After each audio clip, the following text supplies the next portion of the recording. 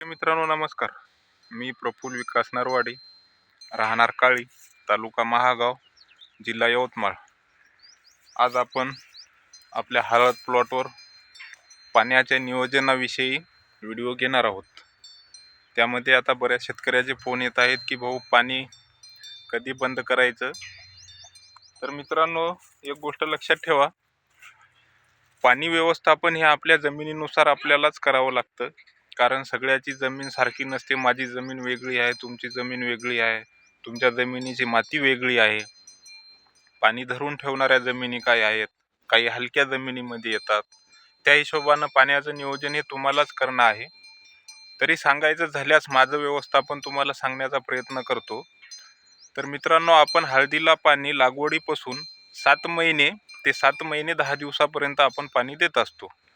त्यामध्ये शेवटला आपण 2-2, 3-3 दिवसाचा गॅप वाढून, सपोज आपण जर 5-6 दिवसाला पाणी देत असेल तर शेवटचे 2-3 पाण्यामध्ये आपण 8 दिवस, 10 दिवस, 12 दिवस आणि 15 दिवस अशा अंतरानं पाणी कमी करत पाणी तोडण्याचा प्रयत्न करत असतो.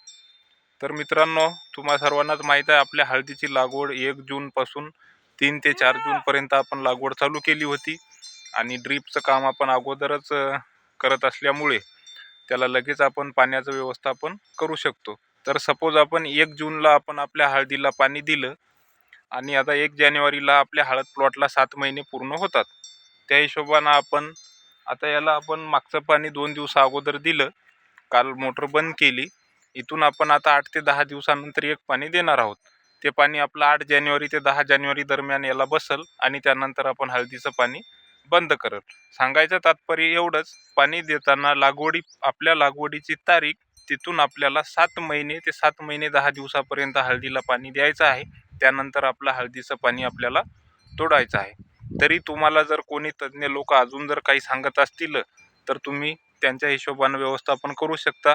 मी माझं व्यवस्थापन तुम्हाला सांगण्याचा प्रयत्न केला. हे 100% बरोबर आहे हे मी तुम्हाला म्हणत नाही, पण मी मागच्या 7 वर्षापासून या पद्धतीनं पाण्याचं व्यवस्थापन करत असतो. त्यामध्ये पाणी बंद करायच्या अगोदर तुम्ही जीवाणू खताचा वापर करा. त्याच्यामध्ये NPK बूस्ट किंवा NPK बॅक्टेरियाचा वापर करा आणि नंतर पाणी बंद करा. पाणी एकदम जास्त पाणी देऊ नका, दांड पाणी देऊ नका. पाणी भरपूर द्या, पण बेड भिजला पाहिजे या हिशोबाचं त्याचं पाणी व्यवस्थापन तुम्ही करू शकता. तर बघू शकता, अशा पद्धतीनं आपली हळद आज बसायला सुरुवात झालेली आहे. पूर्ण वरून कंद पोचण्यासाठी आता आपला माल तयार आहे. मित्रांनो, दुसरी एक गोष्ट, हळद काढणीला बरेच शेतकरी फार गडबड करतात.